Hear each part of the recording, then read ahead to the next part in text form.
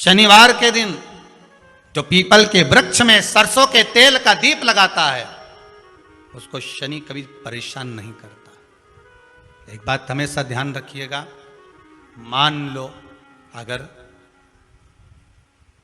कोई भारी रोग ऐसा शनि महाराज के कारण हो गया हो, अच्छे काम करते करते उल्टे हो रहे हैं, होते हैं किसी किसी के साथ में, विपरीत परिस्थितियां आ जाती है, अच्छा करने जाओ बुरा हो जाता है, अच्छा कर्म करने जाओ बुरा हो जाता है। तो पीपल के वृक्ष की जो छाल होती है, छाल देखिए, पीपल के वृक्ष में जो छाल लगी होती है, उस छाल को घिसकर चंदन बनाकर भगवान शंकर का स्नान कराकर, अभिषेक कराकर, पूजन कराने के बाद हमें पिपलेश्वर महादेव का नाम लेकर, कौन से महादेव? पिपलेश्वर महादेव का नाम लेकर वो जो घिसी हुई छाल होती है उस छाल का तिलक भगवान शंकर को लगा लो और उसी का थोड़ा सा भाग अपने कंठ पर, मस्तक पर लगाना प्रारंभ कर दो। धीरे धीरे जो विपरीत दशा है वो सुधरना प्रारंभ हो जाती है। पर नाम याद रखना, पिपलेश्वर, जम के बोलिए, पिपलेश्वर महादेव भगवान शंकर का एक अवतार है, पिपलाद अवतार। पिपलाद अवतार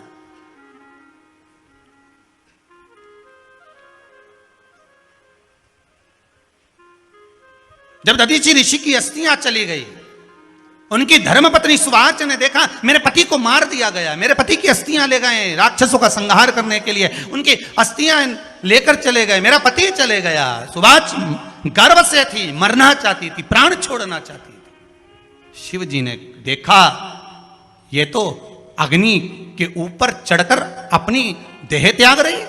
शंकर भगवान ने आकर कहा रुक जा सुवाच, रुको, तुम्हारे गर्भ में बच्चा है, तुम्हारे गर्भ में बच्चा है, वो बच्चा मर जाएगा। अब इस बच्चे को जन्म देकर भी क्या करूंगी? नहीं पिता, तुम्हारे गर्भ में जो बच्चा है वो महाज्ञानी है, तुमने मुझसे प्रसाद के रूप में मांगा था, कहा था शिव जैसा पुत्र होना चाहिए, तो क्या तुम शंकर को नष्ट कर दोगे? मैं शंकर को जन्म दूंगी। सुवाच ने 2 पत्थर उठाए, अपने गर्भ पर मारना प्रारंभ करा, गर्भ पर मारा, बच्चे ने जन्म लिया। बच्चा 7 महीने का था। उस बच्चे को उठाकर पीपल के कोटर में रख दिया। पीपल की कोटर, एक गिलहरी पीपल के फल को लेकर आती थी, पिपलाद के मुंह में देती थी। शिव का एक अवतार, इसलिए शंकर का नाम ही पिपलेश्वर महादेव। शिव का एक अवतार पिपलाद के रूप में हुआ है। तुम क्यों चिंता करती हो? तुम चिंता मत करो, तुम्हारा पुत्र जन्म दो तुम। और दिया धन सुवाच ने, उसके बाद प्राणों को त्यागा। और उस पीपल के कोटर में अगर भरण पोषण करने वाला कोई था तो वह देवाधिदेव महादेव था। फिर निवेदन करेंगे, माता के गर्भ में बच्चा रहता है, उसका भरण पोषण करने वाला मेरा देवाधिदेव महादेव है। अगर जन्म उसने दिया है तो मृत्यु भी वो देगा। अगर तुमको कुछ ज्ञान दिया है तो अच्छी जगह पर भी वही पहुंचाएगा। आप जो अभिलाषा लेकर आते हैं, बच्चे कहते हैं हमारी नौकरी नहीं है, सर्विस नहीं है, हम इस कॉलेज में पढ़ना चाहते हैं, हम इस जगह जाना चाहते हैं, हम इस पद पर जाना चाहते हैं, बस इतना याद रखना, तुम्हारा भाग्य बुरा नहीं होता। कभी भी याद रखना, संसार में जिसको भगवान ने जन्म दिया उसकी किस्मत कभी बेकार नहीं हो सकती। अगर भगवान तुम्हारी किस्मत बेकार होती तो जानवर बनाकर पैदा करता, इंसान बनाकर नहीं। किस्मत अच्छी थी इसलिए इंसान बनकर पैदा, जानवर बनाकर पैदा नहीं करा। अगर तुम्हारी किस्मत अच्छी थी इसलिए मनुष्य बनकर पैदा हुए हो, इंसान बनकर पैदा हुए हो, मानव बनकर पैदा हुए हो। भगवान को दोष मत देना कि भगवान ने किस्मत बेकार दी है। भगवान ने किस्मत अच्छी बनाई है इसलिए तुझे मृत्यु लोक में जन्म दिया। भगवान ने भाग्य अच्छा बनाया इसलिए तुझे शिव महापुराण की कथा सुनने का मौका दिया।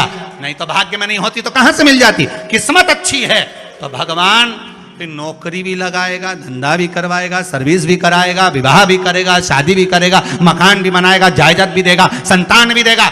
उसने दिया है पेट तो भरेगा वही। हम काय को अपने माथे पर ले?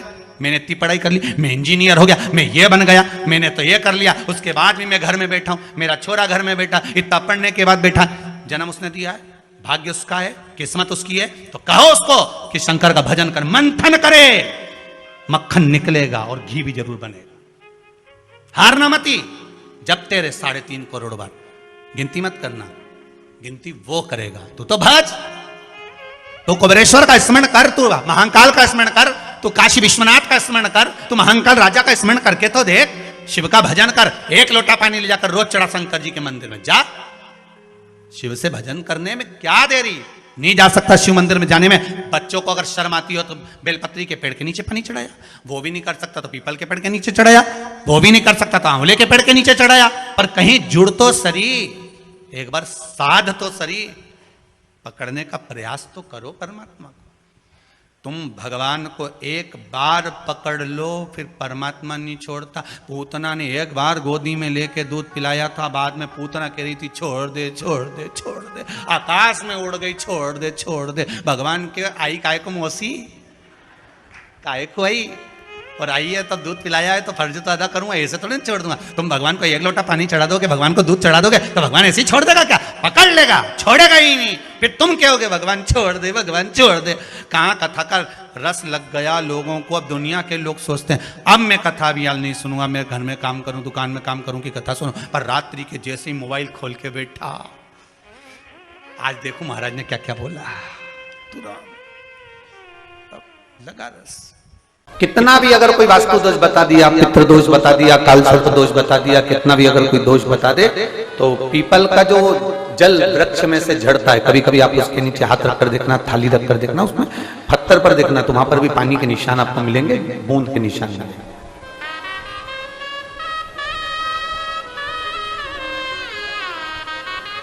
मात्र उस पीपल के वृक्ष के जल की एक बिंदी, एकमात्र बिंदी, शंकर भगवान का जो शिवलिंग है, जलाधारी है, चरण है, गणेश कार्तिक का स्थान है, अशोक सुंदरी का स्थान है, और प्रत्येक जलाधारी में से पानी बीच में से आकर नीचे की ओर गिरता है, नीचे की ओर गिरता है। आप लोगों के स्मरण में हमने पहले भी बताया कि राइट में किसका स्थान है? गणेश जी का, लेफ्ट में कार्तिक के, बीच में अशोक सुंदरी। ये क्या है? पार्वती जी का हस्त कमल शिवलिंग, और ऊपर से जो जल एक एक बूंद शंकर जी के शिवलिंग पर गिर रहा है, वो शंकर जी की 5 लड़कियां, जया, विषहरा, शामलीवारी, दौतली और देव, शंकर जी की 5 लड़कियों, एक एक बूंद पानी शिव जी पर गिरा रहा। जहां जल नीचे गिरता है उस स्थान से जहां तक जल बहकर जा रहा है, उस स्थान तक 33 कोटि देवताओं का स्थान, 33 कोटि देवताओं का स्थान। अब जहां पानी आया, जहां नीचे गिरा, उसके बीच में जो स्थान होता है, आप लोगों ने देखा है कि नहीं देखा? जिनने देखा है जरा हाथ उठाओ। ये पानी जैसे यहां तक आया और यहां के बाद नीचे गिरेगा, तब वो नाली के माध्यम से बाहर जाएगा। तो जितनी दूर यहां से वो नीचे की ओर जो गिर रहा है, यहां से वो नीचे की ओर जो पानी जा रहा है, ये जो स्थान होता है, ये हमारे 3 दोषों को निवारण तुरंत कर देता है। एक हमारा पितृदोष, एक हमारा काल सर्प दोष, और एक हमारा वास्तु दोष का निवारण ये तुरंत करता है। और ये तो हमने केवल आपको शिव महापुराण के माध्यम से बताया कि ये 3 दोष का निवारण कर देता है। पर यदि कभी आप ध्यान से लिंग पुराण को पढ़ेंगे, आप यदि लिंग पुराण को पढ़ेंगे और गीता प्रेस गोरखपुर की लिंग पुराण को लाकर यदि आप पढ़ते हैं, या गीता प्रेस गोरखपुर की शिव अंक को भी आप अगर पढ़ेंगे, उसका नंबर हमारे स्मरण में नहीं आ रहा है, शिव अंक को भी अगर आप पढ़ेंगे तो उसमें भी आपको वर्णन मिलेगा कि हम तो केवल 3 दोष का बता रहे हैं, पर हमारे शास्त्र तो यहाँ पर और भी दोषों का वर्णन कर रहे हैं। जैसे किसी ने बता दिया आपको शनि का दोष है, किसी ने बता दिया मंगल का दोष है, किसी ने बता दिया आपको केतु का दोष है, किसी ने बता दिया आपको राहु का दोष है, किसी ने आपको कह दिया कि बृहस्पति का दोष है, किसी ने कह दिया आपको ये वाला दोष है। दुनिया के जितने दोष, जितने दोष, पीपल के वृक्ष के झड़ता हुआ जल की एक बूंद का स्पर्श, भले वो सूख गई हो, उसका एक स्पर्श मात्र जहां पानी नीचे की ओर गिर रहा है, उतनी परिधि, उतनी जगह के बीच में जहां से पानी गिरता है, बस उस स्थान पर अगर वो उंगली अपना नाम और गोत्र का स्मरण कर कर भी लगा दी जाए और एक लोटा जल चढ़ा दिया जाए, तो ये जितने दुनिया के दोष हैं वो अपने आप समाप्त हो ही जाते हैं। शंकर की भक्ति का है मूल में। बोल बम का नारा है। और अच्छे से समझ लो जरा, ध्यान में आ जाए आप लोगों के, नहीं तो गलत कर बैठो तो बहुत स्मरण रखिएगा। शिवलिंग जलाधारी, जलाधारी में से पानी बहता है नीचे की ओर जाता है। जितना मोटा शिवलिंग की ये जलाधारी होती है उसमें से पानी जहां नीचे गिरता है, जितनी भी मोटी हो उसमें कहीं पर भी आप बिंदी लगा सकते, कहीं उस स्थान पर आप कहीं पर भी उस बिंदी को लगा।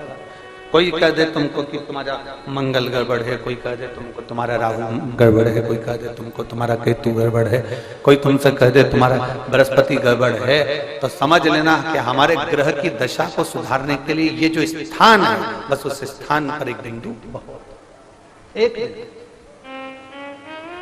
अब आज के जमाने में आपने देखा होगा, जब से आप शंकर जी को जल चढ़ाना प्रारंभ करें, जब से आपने शिव महापुराण की कथा सुनना प्रारंभ करी, तब से आपने सुना होगा कि कोई भी अब ज्यादा आपको सुनने को नहीं मिलता कि वास्तु दोष हो गया, कि पितृदोष हो गया, कि कालसर्प दोष हो गया।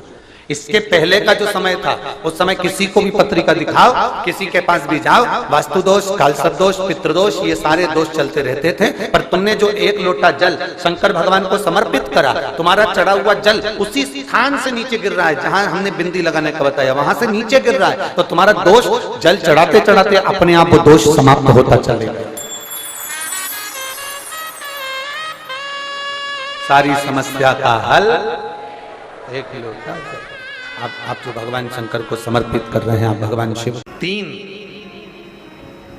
शिव जी की करुणा का गुणगान करने के लिए 3, जब आप तकलीफ में होते हो तो 3, शंकर को जल चढ़ाने वाला, एक लोटा जल चढ़ाने वाले के पास 3 को भगवान शिव अवश्य भेजते हैं।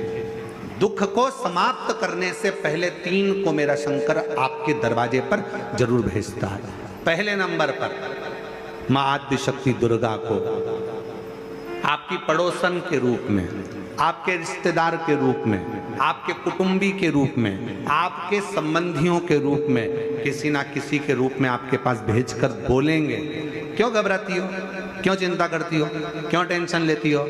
मैंने सुना है कथा में बाबा ने ये बताया था, एक काम कर, एक बेलपत्र, एक दुर्वा लेकर जा, बताएगी, आएगी, बैठेगी, सुंदर, उस दिन उसका चेहरा देखोगे आप तो आपको लगेगा ये मेरी पड़ोसन नहीं हो सकती। उसका चेहरा देखोगे तो आपको लगेगा ये मेरी देवरानी नहीं, ये मेरी जेठानी नहीं, ये मेरी ननंद नहीं, ये मेरा रिश्तेदार नहीं। आज इसका चेहरा कुछ और बोल रहा होगा। जब दुख की घड़ी होगी तब कोई तुम्हारे नजदीक में आकर कहेगा, धीरे से, सामने नहीं आएगा तो सुंदर स्वरूप धारण कर स्वप्न में आकर कहेगा। ऐसा लगेगा कोई तुम्हें जगा कर कह रहा है कि तू घबराना मती, तू ये कर लेना, समझ लेना मेरे बाबा ने अपनी अर्धांगिनी पार्वती को तुम्हारे पास भेज दिया,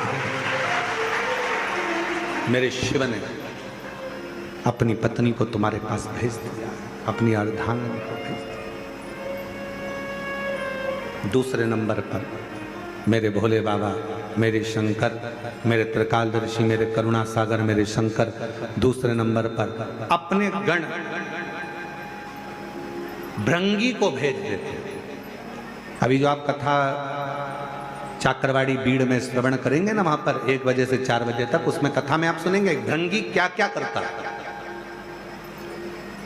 शिव जी के गण श्रृंगी और भृंगी का कर्म क्या।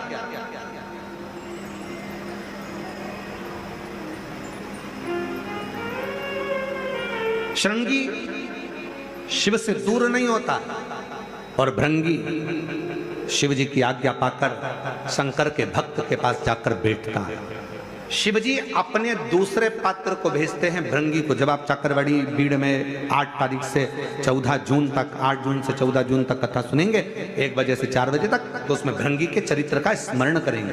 भृंगी दूसरे नंबर पर जाता है। उसका काम क्या है, भृंगी का कर्म क्या है? तो कहा भृंगी कभी भी सामने अपने प्रतिबिंब से नहीं आता, किसी का स्वरूप धर कर नहीं आता। भृंगी आपके हृदय में आकर भीतर से बोलने का प्रयास करता है। ये काम गलत हो रहा है, इसको रोक ले। तेरा मन से अंदर से बोलने का प्रयास करेगा, एक काम कर, तू वहां चले जा, ऐसा हो सकता है, तू ऐसा कर ले, तू ऐसा कर ले। वो बताने का प्रयास करेगा, वो आपको ले जाने का प्रयास करेगा, उस तक ले जाने का प्रयास करेगा कि ये कर्म कर, ये कर्म। भृंग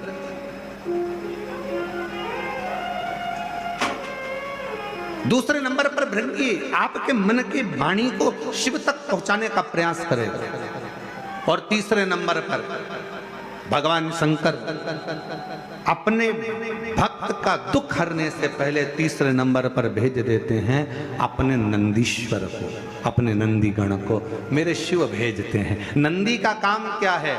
जैसे ही नंदी आता है, कोई व्यक्ति के रूप में, किसी रूप में, किसी फोन के रूप में, किसी कॉल के रूप में, किसी पत्र के रूप में, किसी मैसेज के रूप में, जब नंदी तुम्हारे घर में प्रवेश करता है तब वो तुम्हारे रास्ते को क्लीन कर देता है, रास्ते को साफ कर देता है, उसको मार्ग को प्रशस्त कर देता है।